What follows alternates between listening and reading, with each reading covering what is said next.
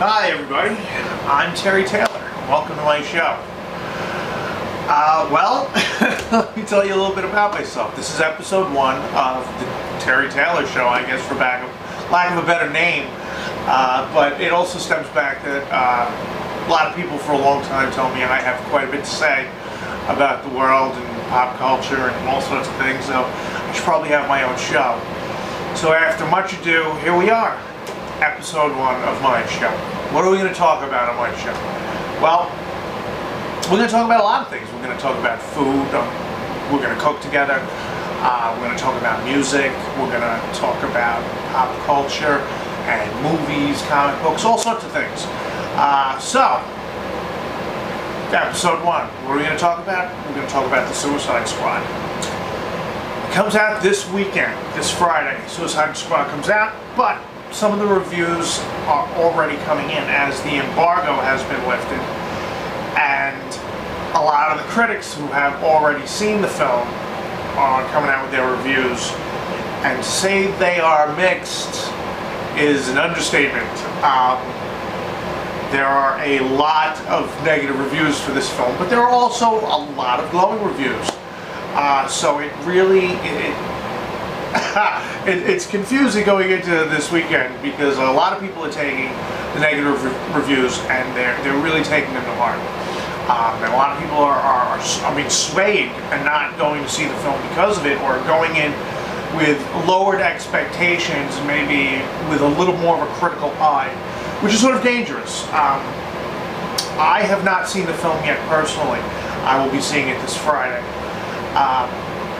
But I think it's important to go in with the same enthusiasm as you had originally for it, because a lot of people have been waiting for this film to come out since it was announced about 2 years ago at this point.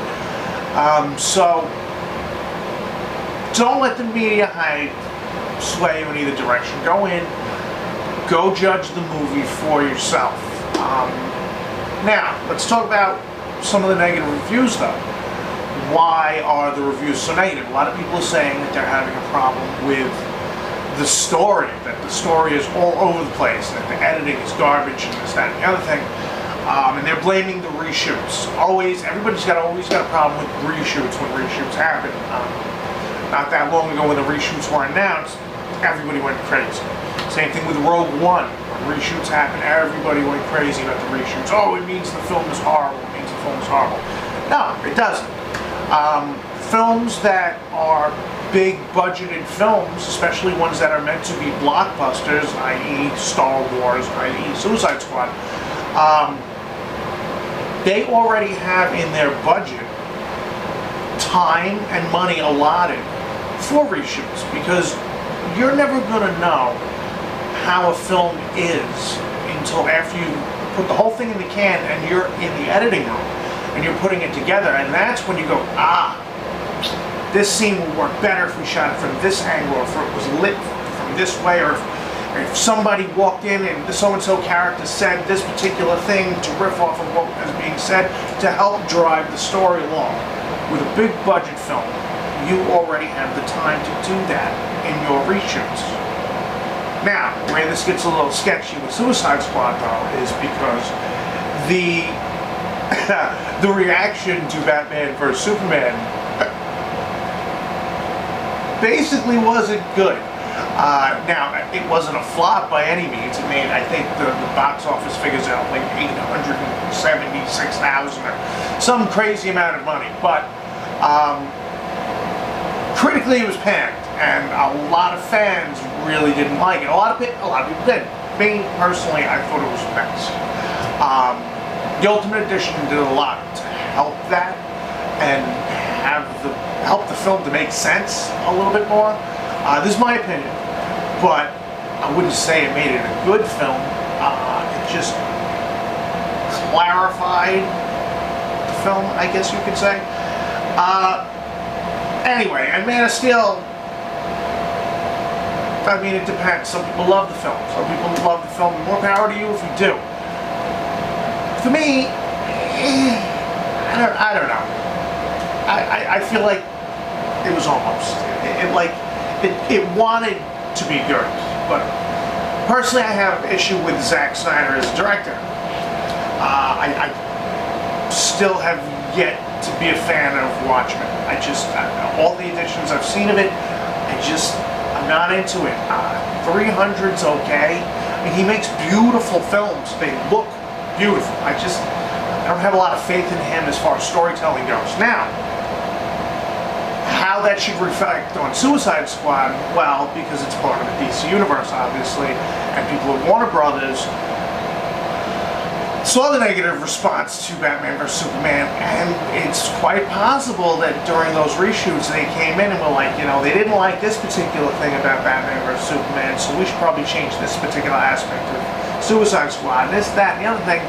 And if that happens, man, then it becomes too many cooks, and like I said, I haven't seen it yet, so I don't know if that's the case, but it's sort of sounding like that might be what the issue is here.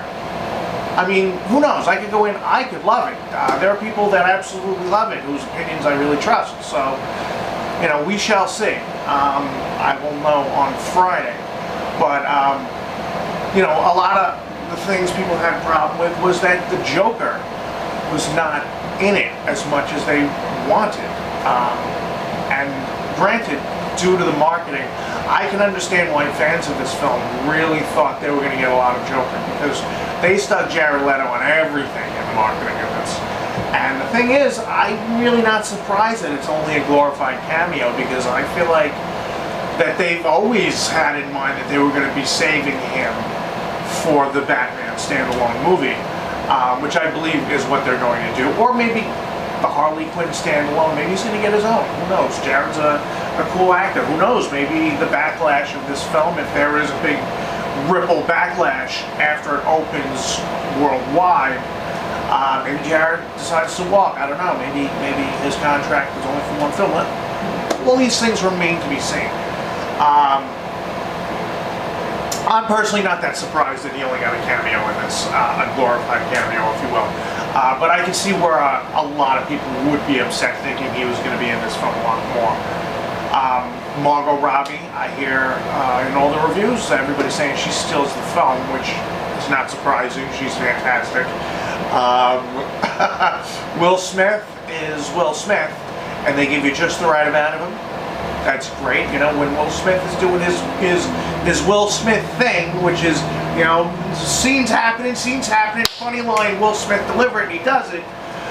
That's what we want out of Will Smith, and if that's what he's giving us, that's cool. He's also a good serious actor, and I hear there's a underlying thread, and if you know anything about the Deadshot character himself from the comic book, he's got some family things. I'm not going to spoil anything for you. I'll just let you see the film. Anyway, and everybody is upset about this review. People are, oh my God, they're freaking out. They want to have Rotten Tomatoes shut down, which is just the craziest thing in the world. I mean, boycotting Rotten Tomatoes. That's like boycotting the news for delivering bad news. It's just insane. Anyway, that's a whole other thing. But people are like, is this the end of the DC universe? Is this going to kill the DC universe? No, it's not going to kill the DC cinematic universe at all. Anybody that saw anything that came out of Comic-Con will see there was that wonderful Wonder Woman trailer, which was arguably the best thing that came from Comic-Con this year.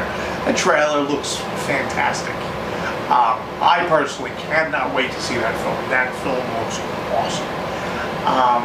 Justice League, wasn't a trailer. It was really an assemblage of scenes that they have shot so far. I mean, they've only been filming for 20 days or something like that at this point. And what they showed was really cool. That whole Batman Flash scene when he's in his room and he throws the Batarang at him. There were people who had done on-set visits from other YouTube channels and other movie review sites that actually saw that scene. And I think they probably saw this whole thing, to be quite honest, because a lot of the scenes that were described were scenes from this.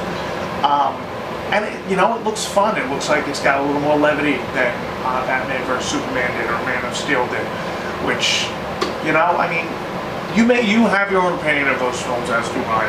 Me personally, shaky. shaky films. But who knows? Justice League, you know, that film may turn me into a Zack Snyder fan. Let's hope. Let's hope. But no, I don't think the DC Cinematic Universe is in any trouble. Now, if Justice League comes out and it's terrible, or Wonder Woman comes out and it's terrible, which I don't think will be the case, then we have problems. But I don't think that's going to be the case. So yeah, I think we have nothing to worry about. And then speaking of Comic-Con, there were some great things that came out of Comic-Con this year. There was, well, first of all, people were a little upset that Marvel didn't put a lot of stuff out as far as the movies are concerned. But that's not necessarily true. First of all, DC put everything out, threw everything on the internet because they have a lot to sort of make up for. They're trying to show, hey, we're getting it together here. They're trying to show you have nothing to worry about. We're getting it. Marvel's been doing this for quite some time at this point, and they don't have to show us anything. They can just keep their hands in their pockets and whistle all the time, and they're going to drop something great on us. And we know this. The stuff that they did drop was awesome. Look at the Luke Cage trailer. If you've not seen this trailer, pause right now, go find it, watch it. It's fantastic. I cannot wait to see Luke Cage. It's gonna be really good. And his character is also so good in Jessica Jones, fleshed out already, that it's just gonna be really cool to see him with his own standalone. And Iron Fist, a lot of people were disappointed with the footage from the Iron Fist teaser. But keep in mind, they had only filmed Iron Fist for about 5 days when that footage came out. So the fact that they gave us anything is pretty impressive. And the Defenders, the teaser, which I think is cool. I mean, it's just a teaser. It just shows you the name and, you know, the Peel Away is As Come As You Are is playing. But I think they did it well. What I do want to see in the Defenders is I really want to see Moon Knight. So, hello, Marvel people out there, if you're watching this, let's get some Moon Knight in the Defenders. Let's get him in the Netflix universe. Perfect place for Moon Knight. Come on, man. Mark Spector needs to be in the Netflix universe. Anyway, enough about that. Batman: The Killing Joke was shown at Comic-Con. Some mixed reviews. Everybody loved it after the first 20 minutes. The film itself, the story is just not long enough for a feature-length film. So they added this prequel story to the beginning of it. And it's like this Catwoman story. And it's like a romantic story between her and Bruce. I've not seen it yet, but from what I heard, everybody's like, what did you throw this in here for? Because it just makes no sense. It shows Catwoman in a poor light. I'll hold my judgment until I actually see it. But the Killing Joke story itself is one of my favorites, so I am still anticipating seeing that part of the film, which everybody says is really true to form, and I'm really looking forward to that. As far as Marvel, though, is not showing cinematic stuff. They actually did. They showed a lot. They just didn't show it to the mass, like to the world. They didn't drop it online. They kept it exclusive for the people who were in Hall H at San Diego Comic-Con, which is fine with me. The people who went and spent the money and traveled and waited on lines and did all these things, they should get something exclusive, and I am totally fine with that. I can wait to see the things that they dropped, and what they showed was they showed footage from Spider-Man: Homecoming, which is really exciting that Marvel has the rights to him from Fox to put him in the MCU, because as you saw in Civil War, which was fantastic, they did a great job with Spider-Man, and if you've ever read the comics or are a fan of Spider-Man, I really feel like this is the best version of him that we've seen thus far. I'm really excited to see what this movie is going to bring, especially since they're saying in tone, it's a high school film in the vein of like a John Hughes film. That sounds great to me. That sounds hysterical. That sounds exactly like what I want to see. And if they nail that, I mean, come on, that could be awesome. That could be really cool. But from what the footage looked like, you know, everybody at Comic-Con that saw these bits and pieces from the film itself were like, it had that vibe, you know, like Peter Parker's like this dorky kid, you know, and that's what we want to see. And they also showed Guardians of the Galaxy footage. We got to see some footage with Stallone in it. They brought Kurt Russell out and explained who he is. He's Ego, the living planet. Buddy Star-Lord's dad. How is that going to be? Is he going to be like a manifestation of the planet Ego itself? It's going to be interesting to see that. But I love the Guardians of the Galaxy, the property itself. They did such a great job with the first one. It was so much fun. I'm really looking forward to the second one. Volume 2, if you will. And they showed the trailer for Doctor Strange. Doctor Strange looks great. I'm so excited for Doctor Strange. First of all, I love Benedict Cumberbatch. I think he's going to be great. But Doctor Strange is such like a cool, like crazy, like bugged out, like hallucinatory, crazy Marvel story dealing with magic and insanity. It's going to be really cool to see how they bring this to the big screen. And if it hits, it's going to be awesome. You know, I'm really excited. The trailer, if you've not seen it, it's got such this crazy like bending realities thing. I mean, it looks, you know, everybody's saying it looks like Inception, but it doesn't though. It's got so much more. It's like bringing in the dark arts and magic and everything. It's like bending realities on itself. It looks awesome. And I'm really looking forward to Doctor Strange later in the year. Also looking forward to Rogue One. Another thing, that this was not a Comic-Con, but Star Wars Celebration had just passed. And the people who were there got to see a Rogue One teaser, if you will, that showcased the man himself, Mr. Darth Vader.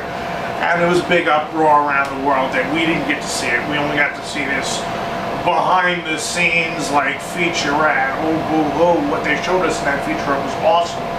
Yes, is it a little upsetting we didn't get to see that teaser because we're all like jonesing for Vader at this point. We know he's there. Show him to us. Fucking show him to us. But no, it's cool. They have to keep things special for the people that are there. And Star Wars has a plan. Kathleen Kennedy has a plan with what she's doing with Star Wars. That trailer's gonna drop in a specific location, whether it be before Pete's Dragon or another ABC thing that they're gonna make you sit and watch some old ridiculous thing on ABC. And at the end of that, they'll show you the trailer. They're gonna do it, and don't worry, and it's gonna be good. I have faith in Rogue One. They also announced who our Han Solo is, Alden Ehrenreich, which we already knew for months and months and months, but apparently they made that official at Star Wars Celebration. One thing Marvel did at Comic-Con, though, which is pretty cool, is they showed us the entire cast of Black Panther, which is going to be sick, because that has a hell of a cast in it. And they announced Brie Larson as Captain Marvel. Very exciting stuff indeed.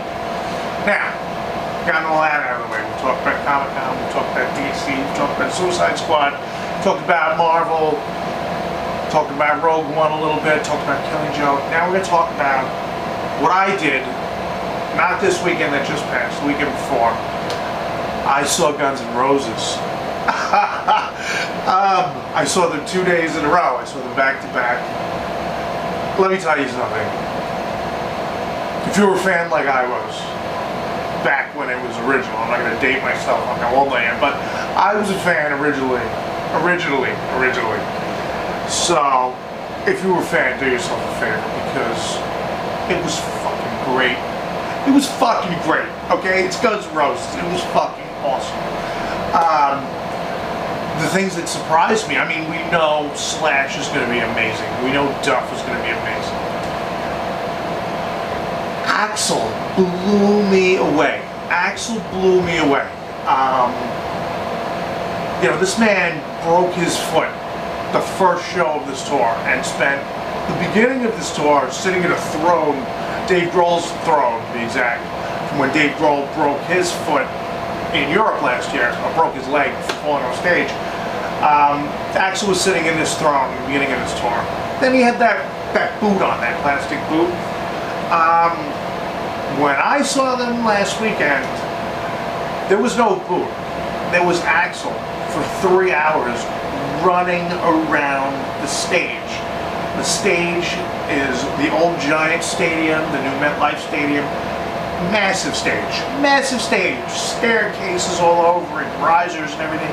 Axl ran around this stage for 3 hours, doing the snake hips and the spins and all that shit. And still sang like it was 1987. I don't understand how a man who's lived that hard still has that voice all these years later, 3 decades later. That's insanity. I was blown away. And the second night, his voice was just as strong as it was the first night. If you get a chance to see this tour, do yourself a favor.